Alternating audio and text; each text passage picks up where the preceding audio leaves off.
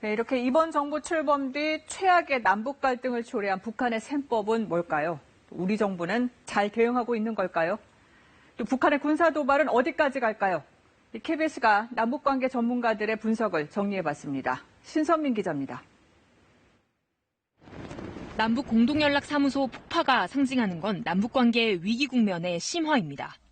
전문가들 현 상황 어떻게 진단하는지 들어봤습니다.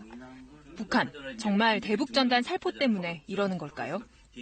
우리 스스로가 운전자론, 중재자를 이겨했기 때문에 그러나 그런 것들에 대한 실망감으로 커졌다는 게 첫 번째고요. 이란 문제뿐만 아니라 그것들을 미국 탓이다 제재 탓을 돌려서 이행을 하지 않았다는 점.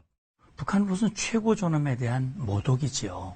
탈북민 문제를 확실하게 그 전달 문제를 뿌리를 뽑아보겠다는 그런 의지가 있었던 것 같아요. 근데 이제 북한이 근본적으로 고민하고 있는 거는 작년 하노이 결렬 이후에 자기들이 공인했던 경로가 있죠. 그 새로운 길, 그리고 정면 돌파전. 이제 그것의 군사적 버전이라고 보는 게 맞을 것 같아요. 대북전단 살포는 규제하겠지만 사리분별 못하는 북측 언행은 더 이상 참지 못한다는 경고. 이 같은 정부 대응을 전문가들은 이렇게 평가했습니다. 정부가 북한 행동에 대해서 바로 똑같은 대응을 하지 않고 큰 틀에서 대범하게 상황들을 관리했다는 것은 평가할 만하다고 봅니다. 어떻게 보면 정말 궁여지책이었다고 저는 보는데요. 이미 그들은 다 준비가 돼 있었던 것이고. 너무 협소했죠.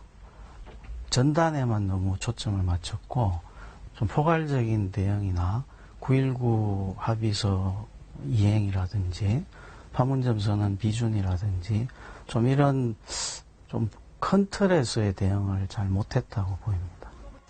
북한이 예고한 군사 도발, 실제 어느 정도까지 행동으로 이어질지 물었습니다. 직접적으로 한국을 향해서 예전 연평도 포격과 같은 사건이라든가 이런 것처럼 직접적 도발 행위는 하지 않을 거라고 봐요. 계획되어 있는 것이 끝까지 간다고 봐요, 사실은. SABM이나 ICBM 같은 것을 연결시키는데 분명히 이것도 할 겁니다. 근데 이제 북한이 지금까지 보인 반응을 봐서는 분명히 또 다른 자신들이 이미 예고한 군사 조치를 취할 것으로 예상을 해야 됩니다. 화해 협력에서 대결로 갑작스러운 북한의 태도 변화에 전문가들의 분석도 다양하게 나오고 있습니다. KBS 뉴스 신선민입니다.